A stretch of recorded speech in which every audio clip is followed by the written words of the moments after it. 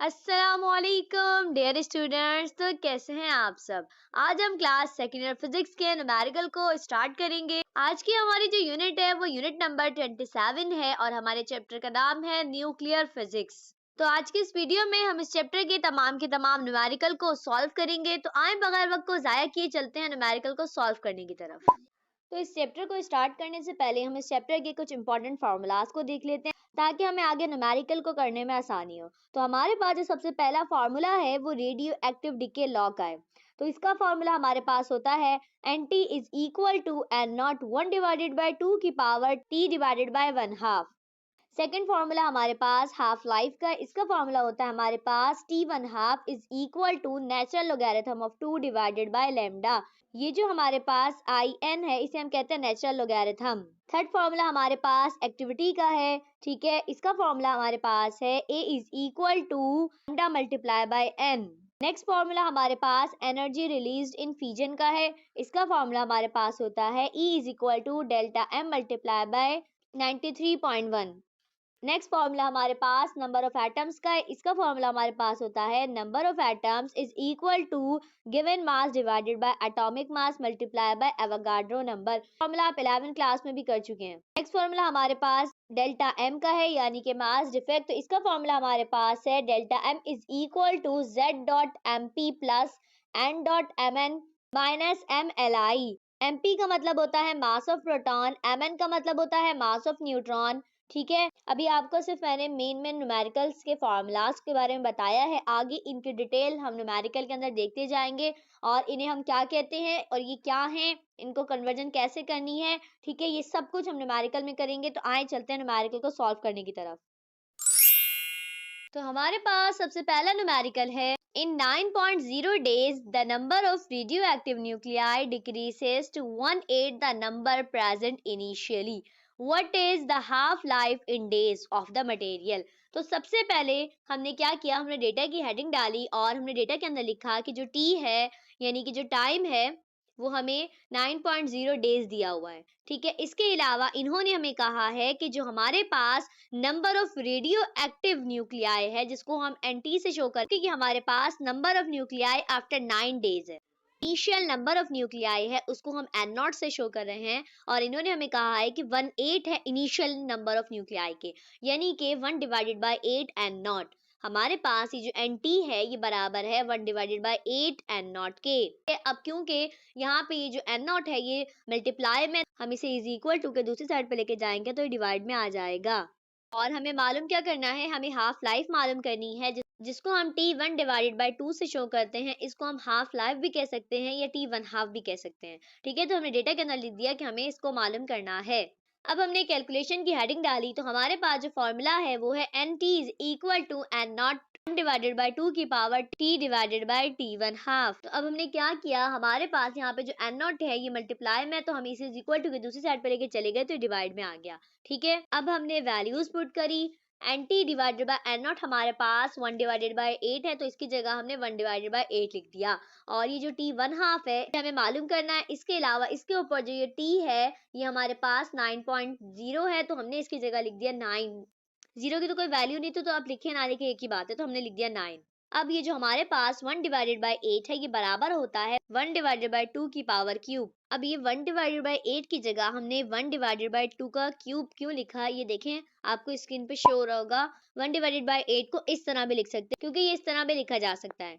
अब क्योंकि 1/2 और 1/2 दोनों तरफ सेम है यानी कि इनकी बेस सेम है तो हम इनकी पावर्स को बराबर कर लिया। तो अब हम लिख सकते हैं 3 is equal to 9 divided by T1/2। अब हमें क्योंकि मालूम क्या करना है हाफ लाइफ यानी कि T1/2, तो ये यहाँ पे डिवाइड में है तो हम इसे इज इक्वल टू के दूसरी साइड पे लेके जाएंगे तो ये मल्टीप्लाई में आ जाएगा और हम 3 मल्टीप्लाई में होगा तो अब ये यहाँ पे आके डिवाइड में आ जाएगा। तो जब हमने 9 को डिवाइड करा 3 से तो हमारे पास जो आंसर आया वो आया 3। तो अब हमारे पास हाफ लाइफ का आंसर आ चुका है और हमें न्यूमेरिकल में कहा गया था कि हमें हाफ लाइफ जो मालूम करना है वो डेज में मालूम करना। तभी हमने डेटा के अंदर जो हमारे पास T था वो डेज में था 9.0 डेज, तभी हमने इसको डेज से सेकंड में कन्वर्ट नहीं करा क्योंकि हमें आंसर भी डेज में चाहिए था। अगर कहते कि आंसर नॉर्मल ऐसा यूनिट में चाहिए यानी कि सेकंड में, तब हम क्या करते डेटा के अंदर ही इसको डेज से सेकंड में कन्वर्ट कर लेते। अब क्योंकि डेज में ही हमें आंसर चाहिए था, तभी हमने इसको डेज में ही निकाला है, कन्वर्जन नहीं करी है। तो अब हमारे पास जो हाफ लाइफ का यानी T1/2 का जो आंसर है वो 3 डेज है। ठीक है, तो ये हमारे पास फाइनल आंसर है। अब हम चलते हैं नेक्स्ट न्यूमेरिकल की तरफ। तो हमारे पास नेक्स्ट न्यूमेरिकल है जो कि न्यूमेरिकल नंबर 2 है। The 3215 phosphorus isotope of phosphorus has a half life of 14.28 days. What is its decay constant in units of seconds to the power of -1? तो सबसे पहले हमने डेटा की हेडिंग डाली और हमने डेटा के अंदर लिखा कि हमें हाफ लाइफ, जिसको हम T1/2 से जाहिर करते हैं, वो हमारे पास 14.28 डेज है। अभी जो हमारे पास T1/2 है, इसको हम T1/2 पढ़ सकते हैं या फिर हम हाफ लाइफ भी पढ़ सकते हैं। ठीक है, इस तरह नहीं पढ़ेंगे। 1/2 मैंने आपको बताने के लिए कहा है, हम इसे पढ़ेंगे T1/2 या फिर हाफ लाइफ। ठीक है, अच्छा, अब ये क्योंकि हमारे पास डेज में है, तो हमें पता है जो टाइम की यूनिट होती है वो सेकंड में होती है, तो हम इसे क्या करेंगे, डेज से सेकंड में कन्वर्ट करेंगे। ठीक है, तो जब हमने इसको डेज से सेकंड में कन्वर्ट किया तो हमारे पास जो आंसर आया वो है 1233792 सेकंड्स। तो अब हम इसे डे से सेकंड में कैसे कन्वर्ट करेंगे? देखिए, हम कोई डायरेक्ट डे से सेकंड में कन्वर्ट नहीं कर सकते। ठीक है, हम स्टेप बाय स्टेप इसको डे से सेकंड में कन्वर्ट करेंगे। ठीक है, मतलब सबसे पहले हम डेज से हर्ट्ज में जाएंगे, उसके बाद हर्ट्ज से हम मिनट में जाएंगे और मिनट से हम सेकंड में जाएंगे, मतलब स्टेप बाय स्टेप। तो देखिए, हमारे पास एक दिन में 24 घंटे होते हैं और एक घंटे में हमारे पास 60 मिनट्स होते हैं और एक मिनट में हमारे पास 60 सेकंड होते हैं। हम क्या करेंगे, हम डेज को मल्टीप्लाई कर देंगे हर्ट्ज से और उसके बाद फिर मिनट से और फिर सेकंड से। यानी कि अब ये जो हमारे पास डेज है ये कितने हैं, 14.28। तो इसको हम मल्टीप्लाई करेंगे 24 से यानी कि हर्ट्ज से, और उसके बाद फिर हम मिनट से करेंगे यानी कि 60 और फिर सेकंड भी 60। तो जब हम इन चारों वैल्यूज को मल्टीप्लाई करेंगे तो हमारे पास जो आंसर है वो डेज से सेकंड में आ जाएगा। ठीक है, जो कि अब हमारे पास है 1233792। ठीक है, इसके अलावा हमें क्या मालूम करना है, हमें डीके कांस्टेंट मालूम करना है जिसको हम लैम्डा से रिप्रेजेंट करते हैं। अब हमने फॉर्मूले की हेडिंग डाली तो हमारे पास फॉर्मूला है T1/2 is equal to the natural logarithm of 2 divided by lambda। ठीक है, तो ये हमारे पास फॉर्मूला है कि T1/2 is equal to natural logarithm of 2 divided by lambda. ये जो हमारे पास IN है ना, इसका मतलब होता है नेचुरल लोगैरिथम। देखिए, एक तो हमारे पास होता है नॉर्मल लॉग, जिसको हम नॉर्मल कैलकुलेटर में जो लॉग का बटन होता है उसको दबाते हैं और फिर लॉग निकालते हैं, लेकिन ये है नेचुरल लोगैरिथम। वो तो हमारे पास होता है सिंपल लॉग, लेकिन क्योंकि ये नेचुरल लोगैरिथम है तो इसके लिए हमारे पास कैलकुलेटर में एक अलग से बटन होता है। कैलकुलेटर के अंदर लॉग के बिल्कुल बराबर में एक IN का बटन होता है, ये नेचुरल लोगैरिथम है। ठीक है, हम क्या करेंगे, तो हम कैलकुलेटर के अंदर जो लॉग के बराबर में एक IN का बटन है इसको हम प्रेस करेंगे और हमारे पास नेचुरल लोगैरिथम है 2, तो हम उसके बाद 2 दबा देंगे, यानी कि IN का बटन दबा के फिर 2 दबाएंगे और फिर जब हम आंसर निकालेंगे तो हमारे पास जो आंसर आएगा वो है 0.693 के, क्योंकि अक्सर ऐसा किया हुआ होता है कि डायरेक्ट 0.963 लिखा होता है तब भी ठीक है, या फिर आप ये नेचुरल लोगैरिथम ऑफ 2 लिखेंगे, ये IN और 2, तब भी ठीक है। ठीक है, आपके ऊपर है, आपको जो सही लगे। मैंने आपको बता दिया ताकि आप कंफ्यूज ना हो कि 0.693 कहाँ से आया है। बुक में कभी ये वाला फॉर्मूला इस्तेमाल हुआ है, IN लगाया हुआ है, और कभी डायरेक्ट किया हुआ है। ठीक है, तो अब हमने कैलकुलेशन की हेडिंग डाली, तो हमें क्योंकि डिके कांस्टेंट यानी कि लैम्डा मालूम करना है, तो लैम्डा यहाँ डिवाइड में, तो हम इसे इज इक्वल टू के दूसरी साइड पे लेके चले गए, तो वहां जाके मल्टीप्लाई में आ गया और इस हाफ लाइफ को नीचे लेकर आ गए। ठीक है, हमने T1/2 की वैल्यू पुट करी जो कि हमारे पास 1233792 है। अब हमने 0.693 को डिवाइड कर दिया 1233792 से, तो हमारे पास लेमडा का जो आंसर आया वो है 5.62 एक्सपोनेंट -7 पर सेकेंड। ठीक है, तो ये हमारे पास लेमडा का आंसर आ चुका है। अब क्योंकि हमें न्यूमेरिकल के अंदर कहा है कि जो लेमडा का आंसर है वो पर सेकेंड में चाहिए, यानी कि S-1, तो डिके कांस्टेंट की जो SI यूनिट होती है ना, वो पर सेकेंड ही होती है। ठीक है, तो हमारा आंसर भी पर सेकेंड में आ गया। यहाँ पे हम डिके कांस्टेंट को लैम्डा से शो कर रहे हैं, यहाँ पर डिके कांस्टेंट की यूनिट ही जो ऐसा यूनिट है वो पर सेकेंड ही है। ठीक, तो हमारा आंसर यहाँ पे आ चुके हैं। उम्मीद करते हैं आपको समझ में आया होगा और अब हम चलते हैं नेक्स्ट न्यूमेरिकल की तरफ। तो हमारे पास नेक्स्ट न्यूमेरिकल है जो कि न्यूमेरिकल नंबर 3 है। Find the binding energy in mega electron volt for lithium Li। atomic mass is equal to 7.016003 U atomic mass unit। सबसे पहले हमने डेटा की हेडिंग डाली और डेटा के अंदर लिखा हमने कि हमें बाइंडिंग एनर्जी मालूम करनी है, जिसको हम ई से शो करते हैं क्योंकि ये एनर्जी है और वैसे भी ये बाइंडिंग एनर्जी है, तभी हमने इसके साथ छोटा सा भी लिखा कि हमें ई भी मालूम करना है, यानी कि बाइंडिंग एनर्जी मालूम करनी है। ठीक है, इसके अलावा इन्होंने हमें लिथियम का एटॉमिक मास दिया हुआ है, तो हमने लिखा कि एटॉमिक मास ऑफ लिथियम जो है वो हमारे पास 7.016003 एटॉमिक मास यूनिट है। ये जो U है इसका मतलब होता है एटॉमिक मास यूनिट। अगर आप लिथियम को देखें तो लिथियम में लिखा हुआ है 7 और 3। ठीक है, तो ये जो हमारे पास नीचे वाला नंबर है ये शो करता है नंबर ऑफ प्रोटॉन्स को, और ये जो ऊपर वाला नंबर है ये शो करता है मास नंबर को। अब ये जो हमारे पास ऊपर वाला है मास नंबर, तो हम मास नंबर को कैसे निकालते हैं? जब हम नंबर ऑफ प्रोटॉन को प्लस कर लेते हैं नंबर ऑफ न्यूट्रॉन में, तो हमारे पास मास नंबर निकल आता है। ठीक है, यानी कि इसमें नंबर ऑफ प्रोटॉन और नंबर ऑफ न्यूट्रॉन है। ठीक है, तो हमने डेटा के अंदर लिखा कि हमारे पास जो नंबर ऑफ प्रोटॉन्स हैं, जो कि नीचे वाला नंबर है, नीचे वाला नंबर यानी कि नंबर ऑफ प्रोटॉन, तो हमारे पास 3 है। जबकि जो हमारे पास नंबर ऑफ न्यूट्रॉन्स है वो कितने हैं? ऊपर कितने दिए हुए? 7। अब 7 जो है वो नंबर ऑफ प्रोटॉन भी है और नंबर ऑफ न्यूट्रॉन भी है, तो हमने 7 में से माइनस कर दिया 3 को, यानी कि 7 टोटल है, उसमें से माइनस कर दिया नंबर ऑफ प्रोटॉन को, तो हमारे पास नंबर ऑफ न्यूट्रॉन आ गए जो कि 4 है।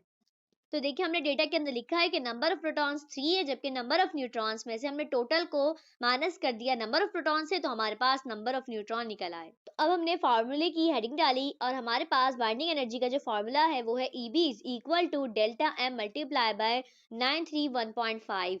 अब ये फार्मूला कहाँ से ड्राइव होगी मैं आपको नेक्स्ट न्यूमेरिकल में बताऊंगी। तो अब हमने कैलकुलेशन की हेडिंग डाली। अब हमें बाइंडिंग एनर्जी मालूम करने के लिए हमारे पास डेल्टा M यानी कि मास डिफेक्ट नहीं है, तो हम सबसे पहले डेल्टा M को निकालेंगे। डेल्टा M निकालने के लिए हमने फॉर्मूला लगाया delta M is equal to MP plus MN minus MLI। ये सब शॉर्ट फॉर्म्स हैं। MP का मतलब होता है मास ऑफ प्रोटॉन, जबकि MN का मतलब होता है मास ऑफ न्यूट्रॉन, और MLI का मतलब होता है एटॉमिक मास ऑफ लिथियम। कि या तो आप ये वाला फॉर्मूला लगा दें या फिर ये जो फॉर्मूला आपको स्क्रीन के ऊपर शो हो रहा है आप ये वाला भी लगा सकते हैं। यहाँ पर ये जो Z है ये नंबर ऑफ प्रोटॉन्स हैं और N हमारे पास नंबर ऑफ न्यूट्रॉन्स हैं, तो आप ये वाला फॉर्मूला लगाएं या ये वाला लगवाएं कोई मसला नहीं है। हम क्योंकि लिथियम के लिए कर रहे हैं तो हमने लिखा for lithium delta M is equal to mass of proton और मास ऑफ न्यूट्रॉन हमारे पास कांस्टेंट होता है जिसकी वैल्यू को हमें याद करना पड़ता है। तो मास ऑफ प्रोटॉन की हमारे पास जो वैल्यू है वो है 1.007825। ठीक है, जबकि मास ऑफ न्यूट्रॉन की जो वैल्यू है वो है 1.008665। अब क्योंकि हम लिथियम की बात कर रहे हैं तो लिथियम के अंदर नंबर ऑफ प्रोटॉन्स कितने होते हैं? जो हमने डेटा में लिखा हुआ है 3, तो हम क्या करेंगे नंबर ऑफ प्रोटॉन्स को मल्टीप्लाई कर देंगे मास ऑफ प्रोटॉन से, क्योंकि हमारे पास 3 प्रोटॉन है तभी हम मास ऑफ प्रोटॉन की वैल्यू को 30 से मल्टीप्लाई कर देंगे। इसी तरह लिथियम के अंदर जो नंबर ऑफ न्यूट्रॉन्स होते हैं वो 4 होते हैं, तभी हम 4 को मल्टीप्लाई कर देंगे मास ऑफ न्यूट्रॉन से। MLI यानी कि एटॉमिक मास ऑफ लिथियम जो है वो हमारे पास डेटा में दिया हुआ है 7.016003, तो हमने इसको भी लिख दिया। जब हमने 3 को मल्टीप्लाई किया 1.007825 से, तो हमारे पास जो आंसर आया वो है 3.023475, और जब 4 को इस वैल्यू के साथ मल्टीप्लाई किया तो 4.03466 आया, और ये वाली वैल्यू एज इट इज आ गई। अब हमने 3.023475 को प्लस कर लिया 4.03466 से, तो हमारे पास जो आंसर आया वो है 7.058135, और माइनस की पूरी वैल्यू ऐसे ही उतार ली। अब हमने इन दोनों वैल्यूज को आपस में माइनस किया तो हमारे पास डेल्टा M यानी कि मास डिफेक्ट का जो फाइनल आंसर आया वो है 0.042132। U मतलब एटॉमिक मास यूनिट, जो डेल्टा M है इसकी यूनिट हमारे पास U होती है, एटॉमिक मास यूनिट। ठीक है, तो हमारे पास अब डेल्टा M आ चुका है, हम आराम से बाइंडिंग एनर्जी निकाल सकते हैं। तो अब हमने बाइंडिंग एनर्जी का फॉर्मूला लगाया EB is equal to delta M multiply by 931.5। ठीक है, वैल्यूज पुट करी डेल्टा M जो कि हमने अभी निकाला है 0.042132, और मल्टीप्लाई बाय पूरी वैल्यू ऐसे ही आ गई। जब हमने इन दोनों वैल्यूज को मल्टीप्लाई किया तो हमारे पास जो बाइंडिंग एनर्जी का आंसर आया वो है 39.2 मेगा इलेक्ट्रॉन वोल्ट। ठीक है, तो हमारे पास बाइंडिंग एनर्जी का आंसर आ गया। जी जी, मैं जानती हूँ आप लोग कंफ्यूज हो रहे होंगे कि एनर्जी की यूनिट जो होती है वो तो जूल होती, यहाँ पे मेगा इलेक्ट्रॉन वोल्ट क्यों लिख दिया है? कि जो हमारे पास डेल्टा M है अगर हम इसको किलोग्राम में पुट करते तो फिर हमारे पास जो एनर्जी का आंसर आता वो भी जूल में आता, लेकिन क्योंकि हमने जो डेल्टा M पुट किया है वो यू में किया है, यानी कि एटॉमिक मास यूनिट, क्योंकि जो लिथियम का एटॉमिक मास दिया हुआ है वो भी यू में दिया हुआ है एटॉमिक मास यूनिट के अंदर, और ये जो हमने 931.5 लिखा है ये भी mega electron volt divided by you के अंदर होता है। तभी जो हमारे पास आंसर आया वो मेगा इलेक्ट्रॉन वोल्ट में आया। ठीक है, अगर आप देखें डेल्टा एम की हमारे पास जो यूनिट है वो यू है, और ये जो 931.5 है इसके साथ भी जो यूनिट होती है वो होती है mega electron volt divided by you. तो यू से यू कट गया और सिर्फ क्या बचा, मेगा इलेक्ट्रॉन वोल्ट। इसी वजह से ईबी की जो यूनिट बनी वो मेगा इलेक्ट्रॉन वोल्ट बनी। मेन चीज ये है, अगर हम डेल्टा एम को यू में पुट करेंगे तो हमारी जो बाइंडिंग एनर्जी की यूनिट होगी वो मेगा इलेक्ट्रॉन वोल्ट होगी।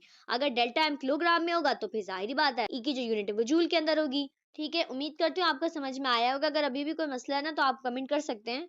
ठीक है, मैं आपके कमेंट के जरूर रिप्लाई दूंगी। और अब हम चलते हैं नेक्स्ट न्यूमेरिकल की तरफ।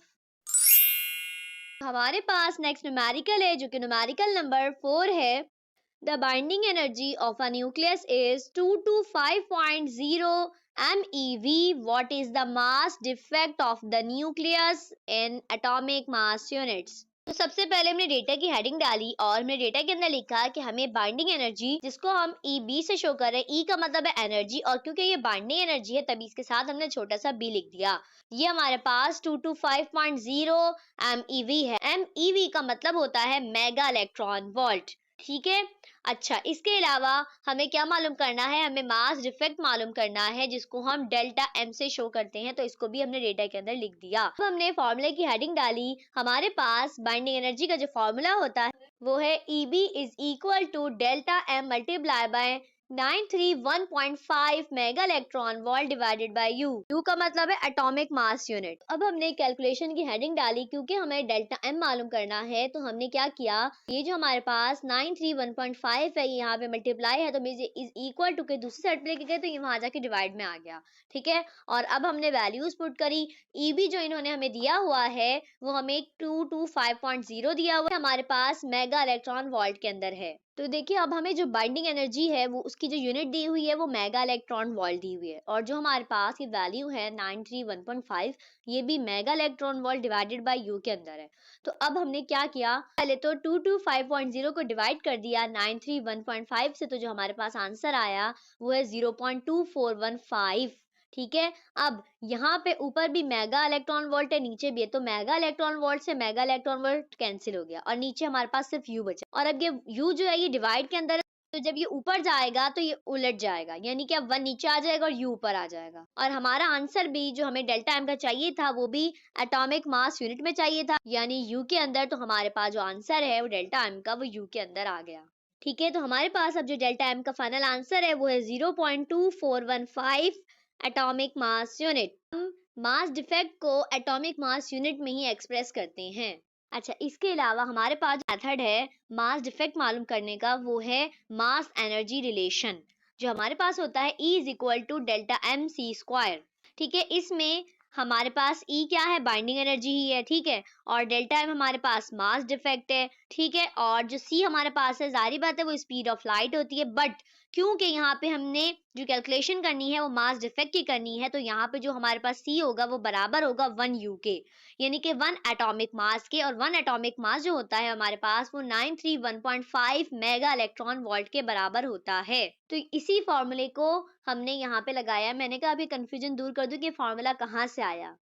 अगर आप कहीं और देखें तो आप कंफ्यूज हो जाएं कि ये वाला फार्मूला कहाँ से आया, तो ये वही फार्मूला है मास एनर्जी रिलेशन वाला। बस हमने सी की जगह 931.5 mega electron volt divided by you लिखा है। ठीक है, उम्मीद करती हूँ कि आपको समझ में आया होगा। अब हम चलते हैं नेक्स्ट न्यूमेरिकल की तरफ। हमारे पास जो नेक्स्ट न्यूमेरिकल है जो कि न्यूमेरिकल नंबर 5 है। A copper penny has a mass of 3.0 gram. Determine the energy in mega electron volt that would be required to break all the copper nuclei into their constituent protons and neutrons. Ignore the energy that binds the electron to the nucleus and the energy that binds one atom to another in the structure of the metal.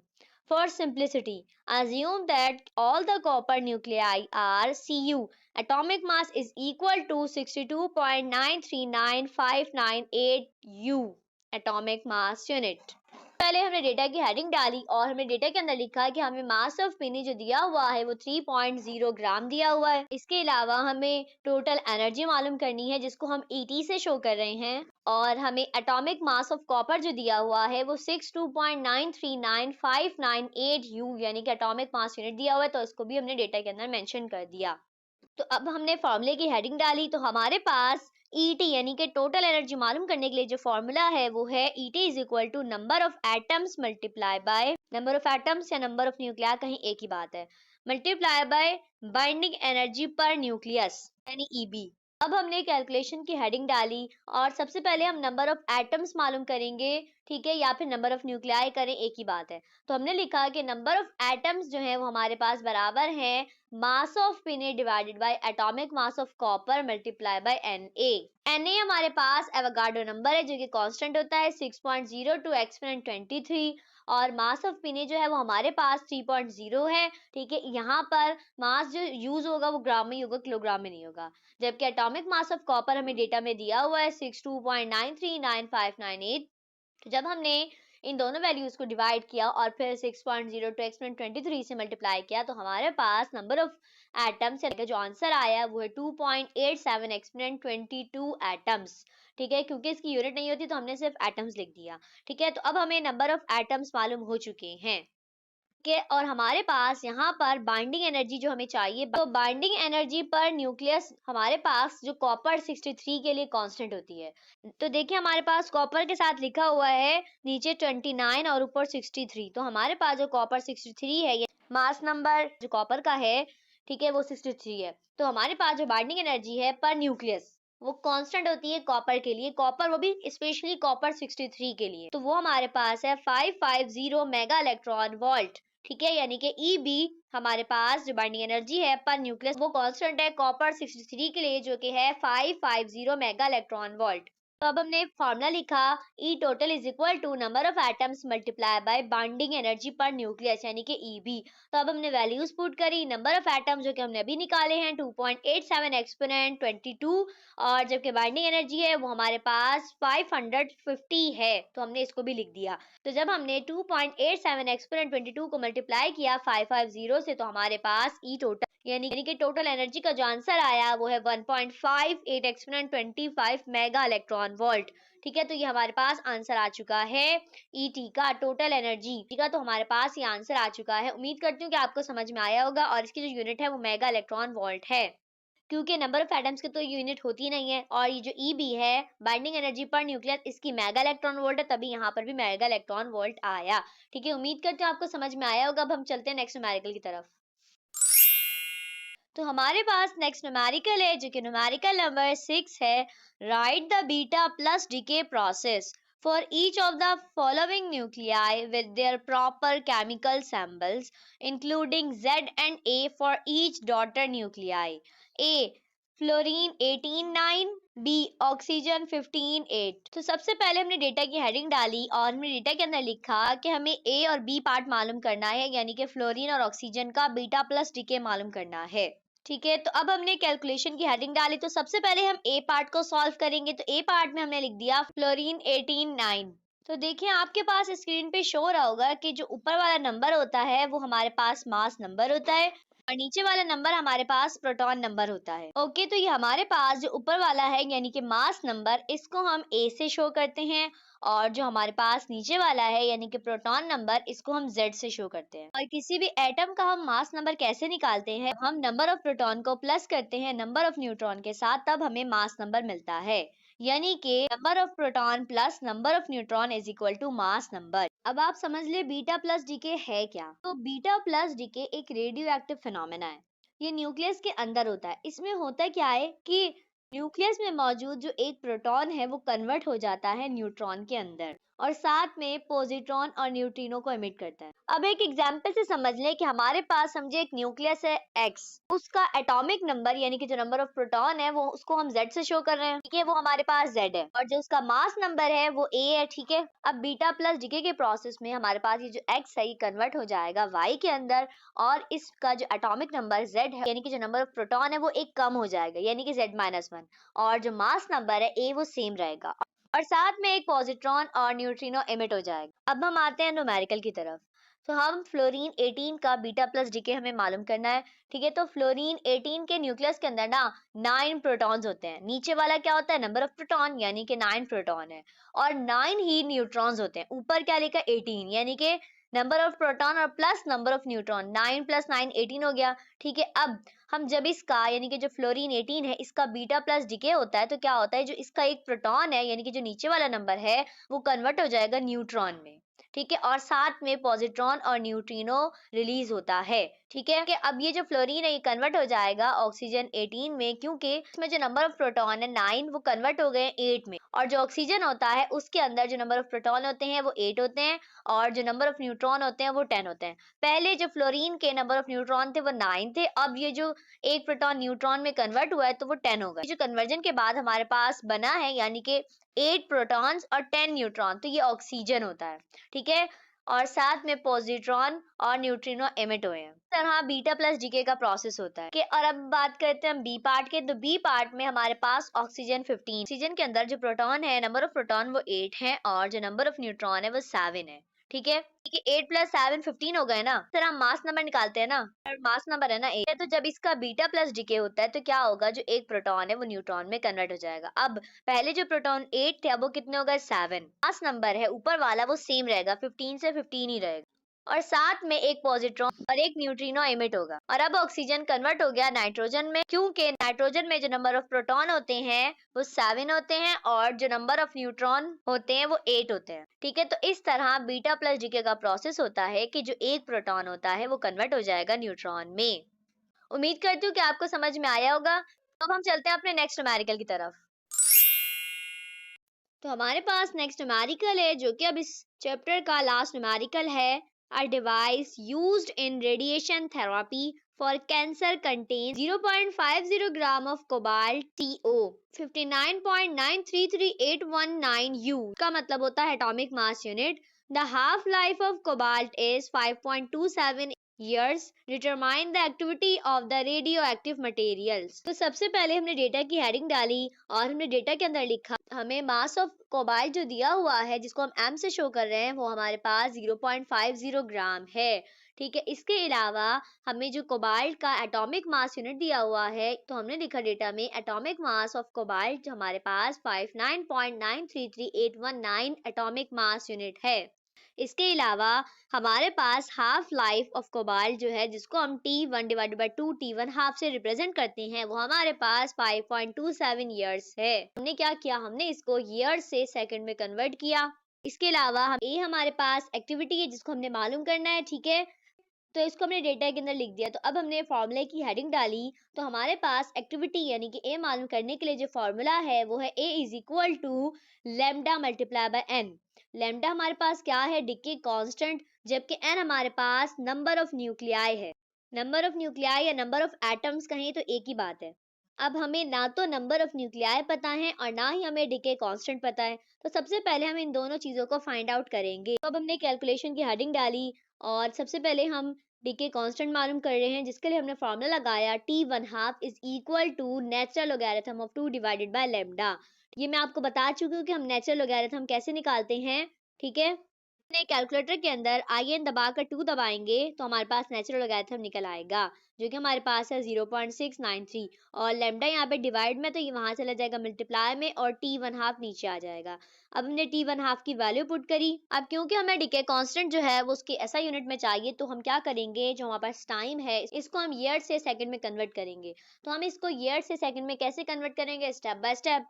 जैसे कि आपको एक सीढ़ी पर चढ़ना है तो आप स्टेप बाय स्टेप कदम रखते जाएंगे तभी आप ऊपर पहुंचेंगे ना, तो हमें यहाँ भी स्टेप बाय स्टेप सॉल्व करना पड़ेगा। तो अब देखें हमारे पास एक साल में 365 दिन होते हैं।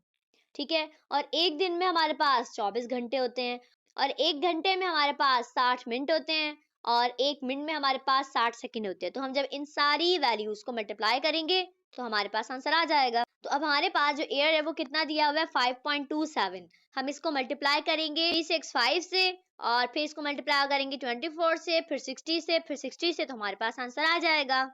तो अब हमारे पास जो आंसर आया वो है 166308552 सेकंड। हमारा ये ईयर से सेकंड में कन्वर्ट हो चुका है तो हमने ये सेकंड वाली वैल्यू लिखी और जब हमने इन दोनों वैल्यूज को डिवाइड किया तो हमारे पास डीके कांस्टेंट यानी कि लैम्डा का जो आंसर आया वो है 4.168 एक्सपोनेंट -9 पर सेकंड। s -1 को हम पर सेकंड पढ़ते हैं और ये डीके कांस्टेंट की यूनिट होती है एसआई यूनिट। ठीक है, तो ये हमारे पास डीके कांस्टेंट का आंसर आ चुका है। तो हमने डीके कांस्टेंट तो मालूम कर लिया, तो अब हम क्या मालूम करेंगे, number of nuclei. Number of nuclei और नंबर ऑफ एटम्स एक ही होते हैं, मैं आपको पहले ही बता रही हूँ। तो नंबर ऑफ एटम्स का फॉर्मूला पढ़ चुके होंगे पहली जमात में, पहली जमात में मतलब पहली क्लास में नहीं है, मतलब पिछली क्लास में, मतलब फर्स्ट टर्म में। ठीक है, तो number of atoms bye atomic mass multiply by Avogadro number.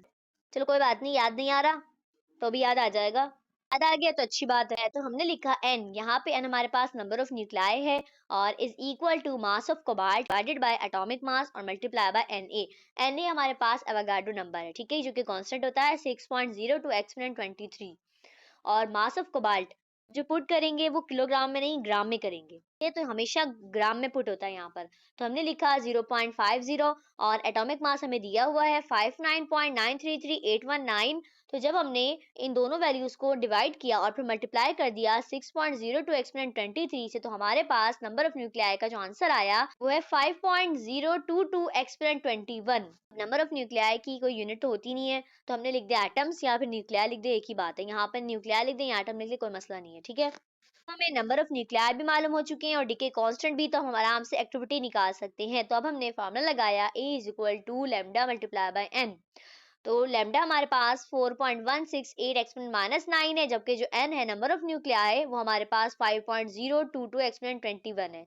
तो जब हमने इन दोनों वैल्यूज को मल्टीप्लाई किया तो हमारे पास A का यानी कि एक्टिविटी का जो आंसर आया वो है 2.10 एक्सपोनेंट 13। तो हमारे पास एक्टिविटी की जो एसआई यूनिट होती है वो BQ यानी कि बेक्यूरल होती है, या फिर डीके पर सेकंड भी होते हैं, कोई सा भी लिख सकते हैं, दोनों ही ठीक है, क्योंकि 1 बेक्यूरल बराबर होता है 1 डीके पर सेकंड। अभी न्यूमेरिकल के आंसर में दोनों यूनिट्स दी हुई हैं, ठीक है, दोनों में से कोई से भी लिख सकते हैं। ठीक है, तो हमारे पास एक्टिविटी का आंसर आ चुका है। उम्मीद करती हूँ आपको समझ में आया होगा अच्छी तरीके से। अगर आपको अभी भी कहीं भी कोई मसला है तो आप बिला झिझक मुझे कमेंट कर सकते हैं, मैं आपका रिप्लाई जरूर दूंगी।